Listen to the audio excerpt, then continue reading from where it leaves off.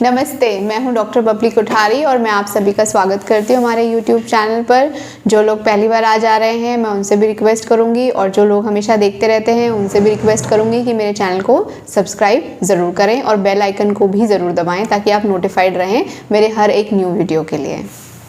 और आज हम बात करने वाले हैं डायबिटीज़ के बारे में। डायबिटीज़ मतलब हम उस टॉपिक पर बहुत डिस्कशन नहीं करेंगे, बट क्या डायबिटीज़ रिवर्सिबल है, क्या डायबिटीज़ क्योरेबल है, क्या एक बार डायबिटीज़ होने के बाद आप डायबिटिक फ्री लाइफ जी सकते हैं, इसके बारे में आज हम इस वीडियो में डिस्कस करने वाले हैं। वीडियो शुरू करने से पहले जो है थोड़े बहुत फैक्ट्स हम लोग चेक कर लेते हैं, ठीक है। क्यों डायबिटीज़ के बारे में जानना ज़रूरी है और कैसे इम्पैक्ट पड़ता है हमारे ऊपर डायबिटीज़ का, उसके लिए ये फैक्ट्स हमारे सामने जब आते हैं तो हमें समझ में आता है कि हाँ, ये डिज़ीज़ भी सीरियस है, ठीक है। सो अगर मैं एज़ पर स्टडीज़ जाऊँ, एज़ पर रिसर्च जाऊँ, तो ऑल ओवर ग्लोब यानी पूरे वर्ल्ड में जो है मोर देन 530 मिलियन लोग एट प्रेजेंट डायबिटिक हैं, ठीक है। एंड 2019 के रिसर्च के हिसाब से जो है डायबिटीज़ 9th लीडिंग कॉज है डेथ का, ठीक है। और उसमें भी अगर आप उस ईयर की स्टडी में जाएं तो 1.5 मिलियन डेथ्स हुई हैं just because of diabetes. 11.3% of the world population जो है आप समझिए कि इसी वजह से ख़त्म हो जाती है डायबिटीज़ के कारण। तो ये भी एक तरीके का डेडली प्रॉब्लम ही है, हमें इसको लाइटली नहीं लेना चाहिए। देखिए क्यों मैं ऐसा कह रही हूँ, क्योंकि आज के टाइम पर ये जो सिनेरियो है प्रेजेंट, हर किसी के घर में कोई 1% डायबिटिक ज़रूर है। वो आपके पेरेंट्स में से हो सकता है, कोई आपके ग्रैंड पेरेंट्स में से हो सकता है, आपकी पैटर्नल साइड, मैटरनल साइड, कहीं से भी कोई ना कोई आपके क्लोज रिलेशन में, फैमिली में, फ्रेंड्स में कोई एक पर्सन ज़रूर होगा जो डायबिटिक होता ही है, ठीक है। दूसरी चीज़ क्या है कि लोगों ने डायबिटीज़ को बहुत नॉर्मलाइज कर दिया है। अच्छा, डायबिटीज़ हो गया है, चलो कोई बात नहीं, दवाइयाँ खाएंगे और लाइफ जिएंगे, ठीक है। क्यों इसको सीरियस नहीं लेते हैं लोग, उसका रीज़न बेसिकली ये है क्योंकि ये प्रॉब्लम इमीडिएटली किसी को मतलब इतना कमज़ोर नहीं करते कि वो मर जाए, इसलिए क्या हम सीरियस नहीं होते हैं इसके बारे में। हमें लगता है कि ठीक है, डायबिटीज़ हो गया, इट्स ओके, डॉक्टर के पास जाएंगे, दवाई खाएंगे और हम लोग इसी तरीके से लाइफ जो है अपनी जीते रहेंगे। लेकिन मैं आपको बता देती हूँ कि प्लीज़ आप इस गलत फहमी में मत रहिए।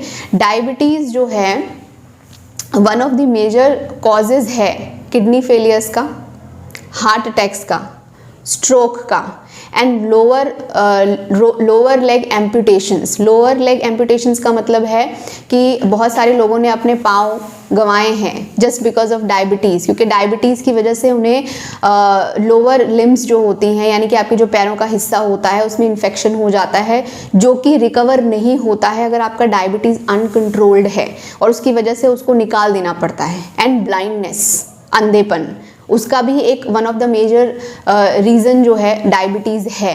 तो इसलिए प्लीज़ इसको इतना लाइटली मत लीजिए कि ठीक है डायबिटीज़ हो गया है तो चलेगा, कोई प्रॉब्लम नहीं। जब किसी को डायबिटीज़ डायग्नोज होता है ना, तो अक्सर मैं अपने एक्सपीरियंस से भी बता रही हूँ कि अगर मेरे पास पेशेंट आते हैं और उनको डायबिटीज़ डायग्नोज हुआ है रिसेंटली, तो उनको टेंशन डायबिटीज़ डायग्नोज होने की नहीं होती है, उसको टेंशन होती है कि हम मीठा नहीं खा सकते, ठीक है। तो ये बेसिकली आपको ध्यान में रखना है कि एक स्लो प्रोग्रेसिंग डिजीज़ प्रॉब्लम है बेसिकली, लेकिन इसको हमें सीरियसली डेफिनेटली लेना चाहिए, ठीक है। तो कौन सी चीज़ें ऐसी हैं जिन पर हमें ध्यान देना है और क्या ये रिवर्सिबल है प्रॉब्लम, कैसे रिवर्स हो सकता है, ठीक है। देखिए ये रिवर्सिबल की जो चीज़ है ये डिबेटेबल है।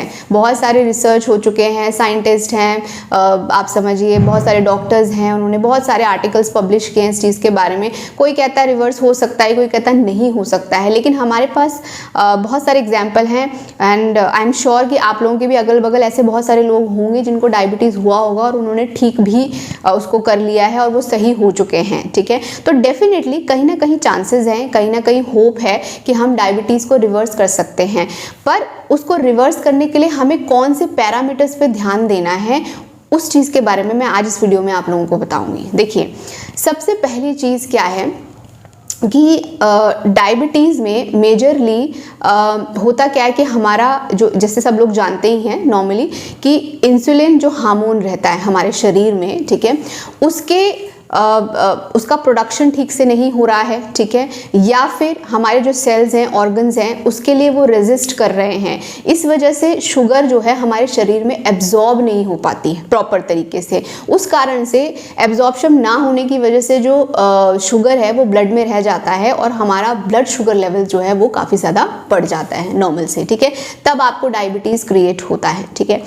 तो ये जो शुगर लेवल्स होते हैं हमारे, कैसे आप समझिए कि जैसे स्टार्टिंग है, किसी को अभी जस्ट सिम्टम्स आने शुरू हुए हैं, ठीक है, और आप डॉक्टर के पास जाते हैं और डॉक्टर आपसे कहते हैं कि आपको जो है चेकअप कराना है, तो एक बहुत इम्पॉर्टेंट चीज़ है जो आपको चेकअप में ज़रूर करानी चाहिए।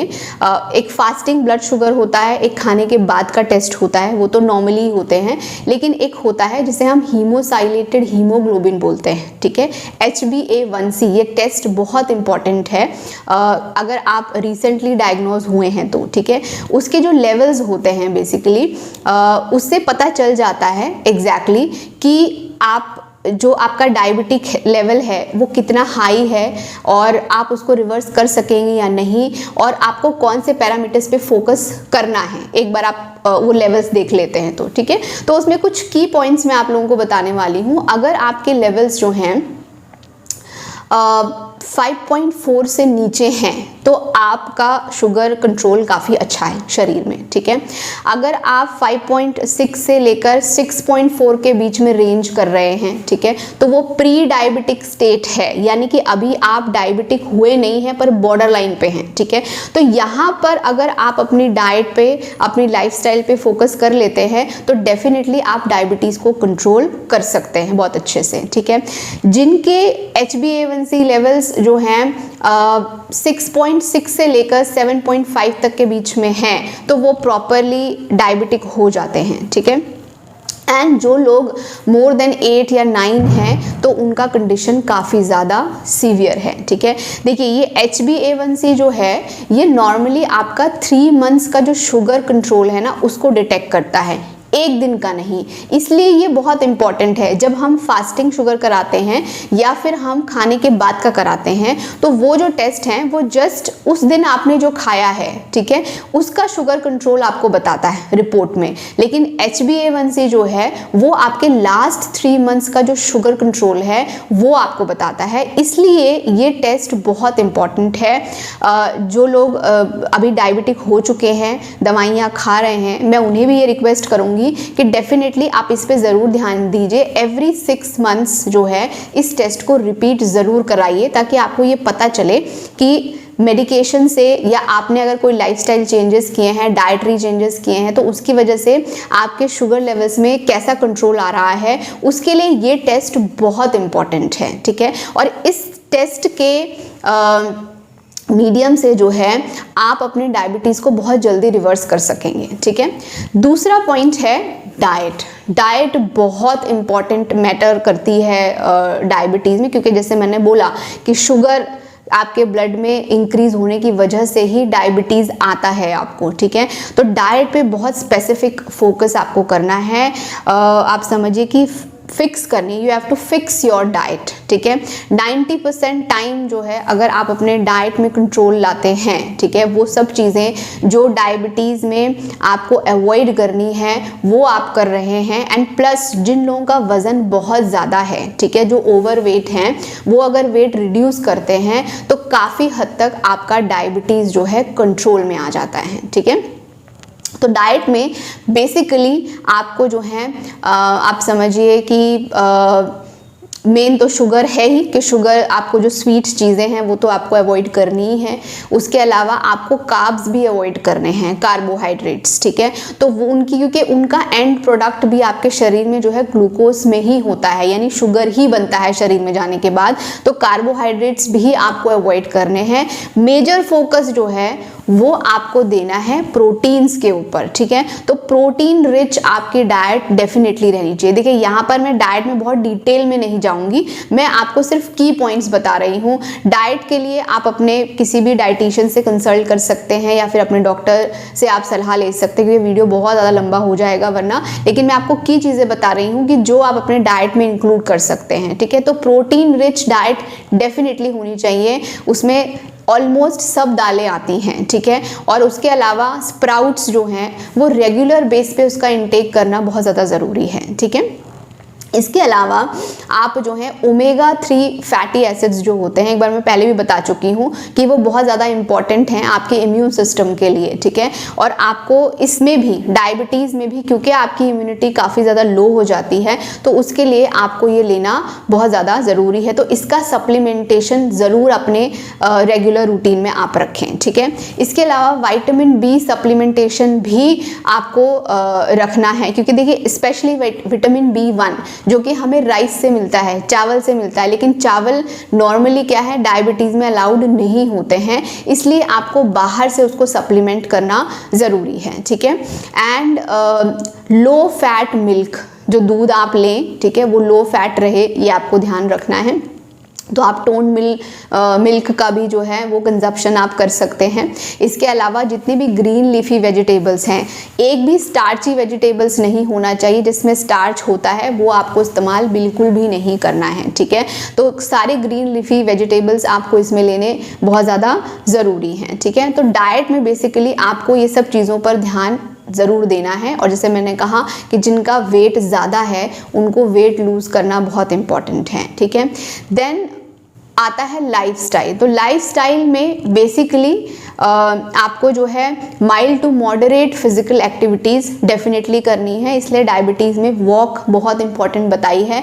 तो मॉर्निंग वॉक और रात में डिनर के बाद की जो वॉक है वो बहुत ज़्यादा इंपॉर्टेंट है। अगर आप ये बहुत अच्छी तरीके से कंसिस्टेंटली करते हैं तो आधा शुगर जो है आपका ऐसे ही कंट्रोल होगा। ट्रस्ट मी, मेरे वर्ड्स पे आप ट्रस्ट कीजिए कि अगर आपने सिर्फ इतना फॉलो किया ना तो आपका शुगर लेवल काफ़ी हद तक कंट्रोल हो जाएगा, ठीक है। तो ये आपको करना है। इसके अलावा जैसे क्योंकि जो ओल्ड एज लोग हैं वो बहुत ज़्यादा हैवी एक्सरसाइजेज नहीं कर सकते हैं, लेकिन वो वॉक ज़रूर कर सकते हैं, तो मैं उनको यही सजेस्ट करूँगी कि आप जो है मॉर्निंग और रात दोनों की जो वॉक है वो फिक्स ज़रूर रखिए। एटलीस्ट आधे घंटे से लेकर 40 मिनट्स तक का आप जो है वॉक डेफिनेटली कीजिए। बाकी जो लोग थोड़े यंगर एज ग्रुप में हैं वो mild to moderate physical activities कर सकते हैं, योगा आसन कर सकते हैं, काफ़ी बेस्ट रहते हैं, ठीक है।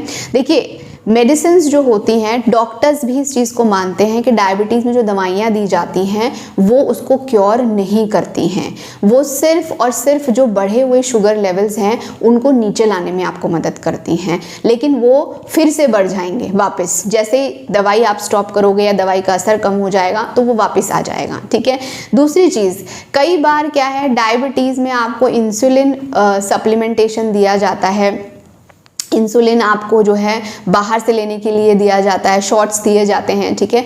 तो एक चीज़ मैं आप लोगों को आप ये समझिए कि एज अ अवेयरनेस ही बता रही हूँ, जब आपको डायबिटीज़ डिटेक्ट होता है तो आप अपने इंसुलिन लेवल्स भी ज़रूर चेक करवाइए, क्योंकि अगर आपके बॉडी में इंसुलिन सिक्रीट हो रहा है तो आपको बाहर से इंसुलिन लेने की ज़रूरत बिल्कुल भी नहीं है, अगर वो नॉर्मल रेंज में है तो, ठीक है। क्योंकि कई बार ऐसा होता है कि नॉर्मल भी होता है फिर भी आप इंसुलिन ले रहे होते हैं। उससे क्या होता है कि जब आप बाहर से इंसुलिन लेना शुरू करते हैं ना तो बॉडी जो है नेचुरल इंसुलिन प्रोड्यूस करना बंद कर देती है लेटर ऑन, इसलिए आपको फिर लाइफ टाइम डिपेंडेंसी हो जाती है इंसुलिन पे। तो वो नहीं होना चाहिए, क्योंकि जो टाइप 2 डायबिटीज़ है, यानी कि जो मैंने अभी आपको बताया जहां पर इंसुलिन कम सिक्रीट हो रहा है और सेल्स आपके रेजिस्ट हो गए हैं, उस तरह के डायबिटीज में इंसुलिन सिक्रीट होता है। एक जो टाइप 1 डायबिटीज होता है उसमें इंसुलिन नहीं बन रहा है आपके शरीर में, वो एक ऑटो इम्यून प्रॉब्लम है, उसमें आप इंसुलिन लाइफ टाइम लेते हैं, वो एक डिफरेंट चीज है। लेकिन जो टाइप 2 डायबिटीज है वहां पर आपके शरीर में इंसुलिन बन रहा होता है।